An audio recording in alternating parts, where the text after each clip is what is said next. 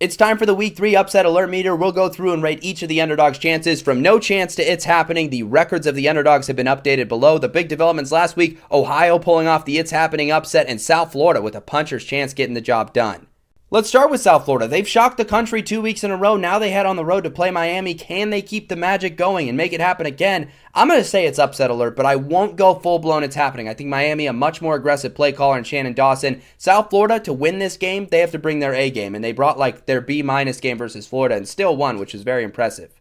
What about this one? Clemson looks extremely sloppy versus Troy last week. They go on the road now to play Georgia Tech, their first road game of the whole season. Georgia Tech, a genuine ACC title contender this year. Brent Key is 6-1 versus ranked ACC opponents. Haynes King, the focal point of their offense. He's going to run the ball a ton. He took off last week to get healthy. He's going to be fully ready. I mean, you can't have any more alarm bells than that. It is happening. Georgia Tech's pulling off the upset.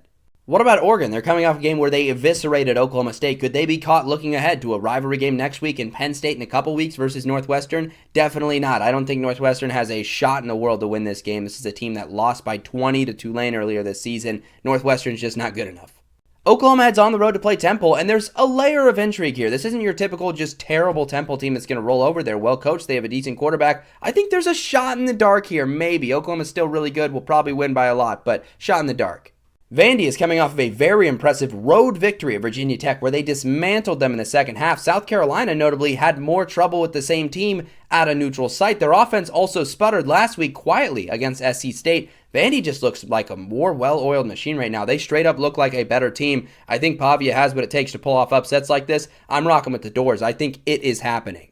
Arkansas travels to play Ole Miss. The Razorbacks offense has looked extremely effective thus far versus inferior competition. Ole Miss can move the football too. They showed some struggles last week against Kentucky, but at home I think they get right. I think a ton of points get scored here. I think Arkansas has a puncher's chance in this game because of what Taylon Green brings to the table, but I do lean Ole Miss still.